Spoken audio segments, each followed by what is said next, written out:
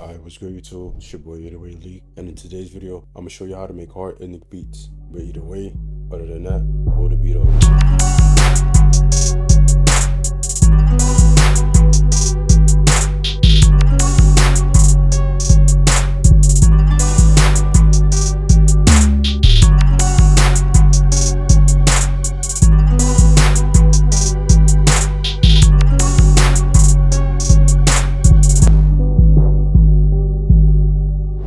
So starting off with the first sound, I actually got this plugin called Solo, which has a lot of high quality ethnic sounds. But for this sound, it's actually the vibrating canoon or canon, I don't know how you say it. And for this beat, I actually used the other Arabic scale. I just clicked in random notes on my keyboard, which pretty much went like this.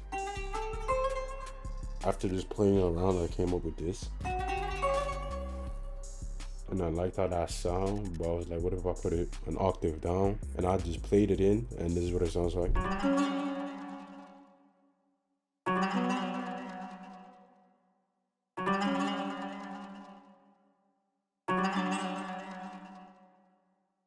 And so that was basically like the base of my melody. But for the effects, all I added was some delay because it was sounding kind of dry. And then it sounded like this.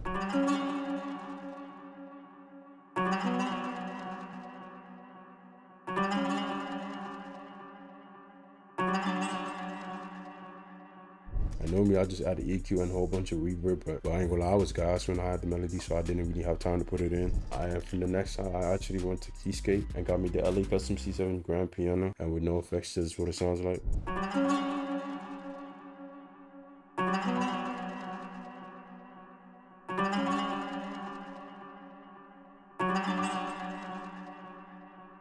And so basically what I did is I just copied this melody, pasted it here, and as you can see in the other melody, the notes were more spread out, but I didn't want to strummelize like that. So what I did is I pulled the notes closer to this bar, this little box right here, and then I press Control A and Control Q, which will drag everything on the line. And then after that, I still want to strummize, but not that strummize. So I press Alt S on the Windows and just play with this knob and the velocity till I was satisfied with it. But for the effect, I actually have an EQ taking out the low end, boosting the highs a little bit. I got this Gem Tape Desk plugin, which is basically a tape machine, which is kind of the same like RC20. Then I added some delay, some volume finish verb, and some pancake pounding it left to right. And this is what it sounds like without the tape desk plugin. And this is what it sounds like with the tape desk plugin. Like if you really listen, you can hear like a little wobble, like a little flutter, which makes it sound more retro. But other than that, just simple delay, volume finish verb, and some pancake. And together with everything, this is what it sounds like.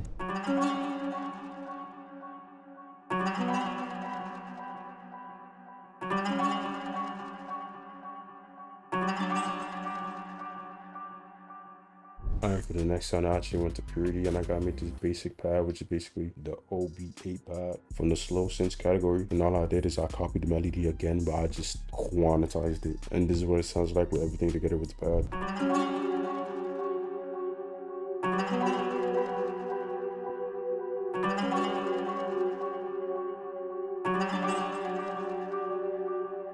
Nice, so boom. For the next sound, I actually went to the ARP multi-layer at the start, quickening H. And I turned everything on but the second sync. And this is what it sounds like with no effects.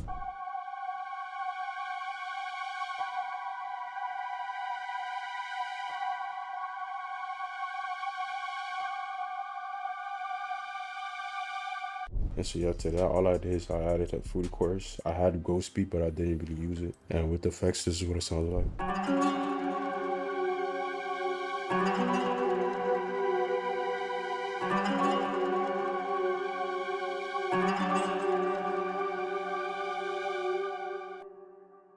And so yeah, for the last sound, I actually went to Spire, got me the lead Daytona and the Spire EDM Essentials kit, and I laid this pattern down.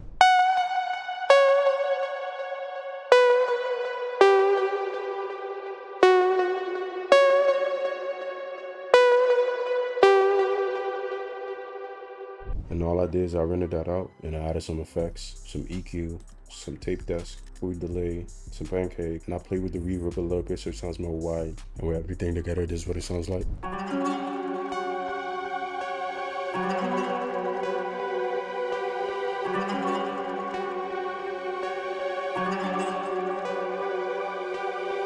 But either way, way that was a melody. Let's get to the drums. I dragged the loop in and I made it unique, giving everything its name. And I just arranged the melody before the drums. This is the hi-hat.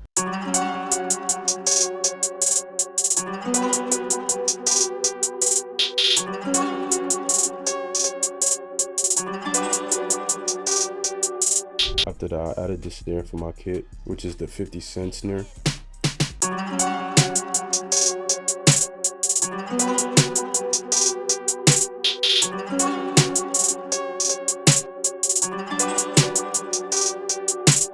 And that was cool, but it sounded kind of dry. I got my favorite clap, which is the choir clap.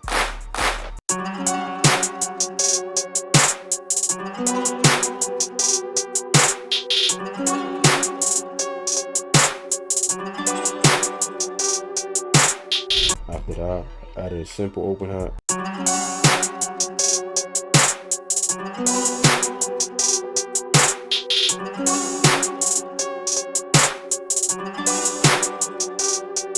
And boom, after that, a laser.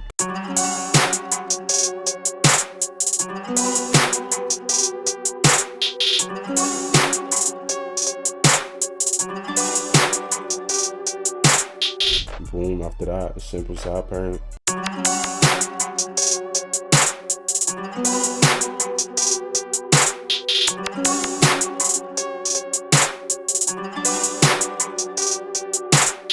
And last but not least, I have an 808 pattern, which changes up at the verse and the hook.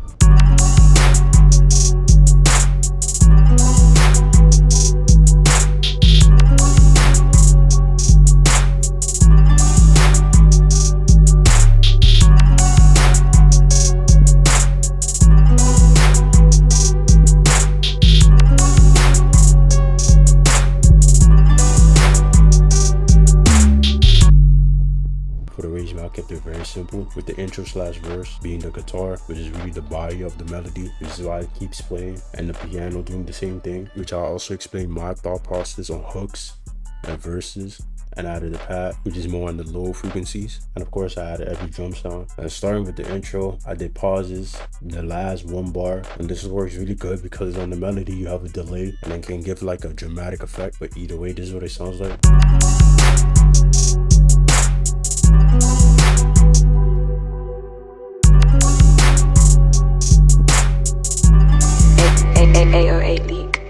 And for the second part of the verse, I just let everything play. For the pre-hook and the hook, all I added was the pluck, and that's it for the pre-hook. This pluck is actually the high pluck, and let me rename it so you can understand what I mean. For the pre-hook, I added the high version of the pluck, just so you know, like kind of that it's special, because in my opinion, high frequencies, especially in the hook, can give people the feeling that it's more special or more important, and that's not like a music theory thing, that's just a feeling, because it's the same with bells. For a lot of people, bells can sound really majestic, nostalgic, and things like that, and that's really the reason why I added the high pluck. But for the hook, of course, I added the other pad, which is also high. A lot of high frequencies and hooks can tend to feel special, and because it's a hook, you wanted to have that feeling of importance and just like the thing that grabs the listener. And after that, I actually copied this pluck and I pitched it an octave down, so it sounds more wider and there's more range of frequencies to fill up, which makes the melody and the hook sound way more fuller. To me, the best hooks are hooks and pre-hook that just add a little bit of element but has a big difference. But either way, this is what it sounds like.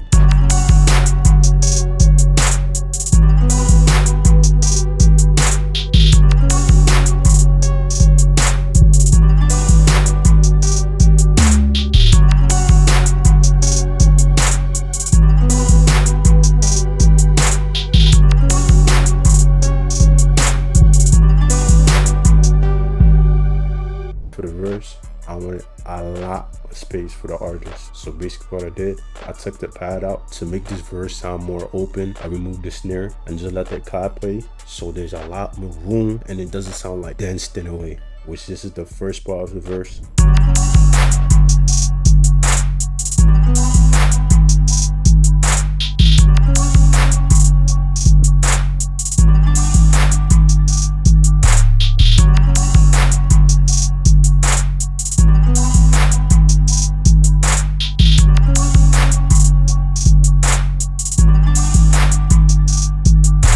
So yeah, after that, for the second part of the verse, All I added was that pad. So yeah, after that, I basically just copied the pre-hook and the hook. But so boom, for this part, I wanted like a dramatic bridge. So what I did is I made the piano, the pad, and the drums fade in. And for the second part of the bridge, I just added the pluck, and I just added every drum sound except the 808. Right before we go back to the verse and I make it fade out, I cut out the sound for everything and also the drums. And this is what that sounds like.